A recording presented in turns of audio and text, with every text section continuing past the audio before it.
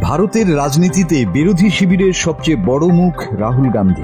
এখন তিনি বিহার জুড়ে চালাচ্ছেন ভোটার অধিকার যাত্রা। কিন্তু রোববার বিহারের পূর্ণিয়ায় ঘটে গেল এক অবাক করা ঘটনা। বাইক র্যালির ভিড়ে হঠাৎ এক যুবক এগিয়ে গিয়ে রাহুল গান্ধীর গালে চুম্বন করে বসেন। অপ্রস্তুত হয়ে পড়েন রাহুল। মুহূর্তেই নিরাপত্তারক্ষীরা ঝাঁপিয়ে পড়ে সরিয়ে দেন ওই যুবককে। সমর্থকদের একাংশ ক্ষোভে চড়ও কষায়। সেকেন্ডের ঘটনাই মুহূর্তে ভাইরাল সোশ্যাল মিডিয়ায়। বিহারের আরারিয়া থেকে পূর্ণিয়া পর্যন্ত বাইক র্যালিতে ভিড় ছিল উপচে পড়া। হাজার হাজার মানুষ পথে দাঁড়িয়ে স্বাগত জানান রাহুল ও তেজস্বীকে। আর সেখানেই ঘটে যায় এই চমকে দেয়া ঘটনা। রাজনৈতিক মহলের মতে এই ঘটনা রাহুলের কর্মসূচিকে আরও আলোচনার কেন্দ্রে নিয়ে গেছে। ভোটাধিকার আন্দোলনের পাশাপাশি এখন নতুন ইস্যু নিরাপত্তা ঘিরে প্রশ্ন। ভারতের মতো গণতান্ত্রিক দেশে বিরোধী নেতার নিরাপত্তায় ফাঁকফোকর শুধু দেশেই নয়, আন্তর্জাতিক অঙ্গনেও জন্ম দিচ্ছে নতুন বিতর্ক।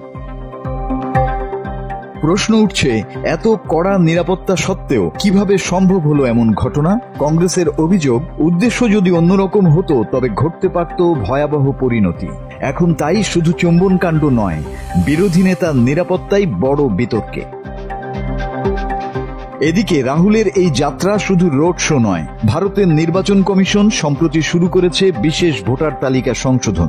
অভিযোগ, অনেক সাধারণ মানুষের নাম বাদ পড়তে পারে। এই ভোটাধিকার বঞ্চনার অভিযোগ ঘিরেই রাহুল শুরু করেছেন আন্দোলন। তার সঙ্গে রয়েছেন আরজেডি নেতা তেজস্বী যাদব। বাইক র্যালি, সভা, মিছিলের মাধ্যমে মানুষের কাছে পৌঁছে দিচ্ছেন ভোটাধিকার রক্ষার বার্তা।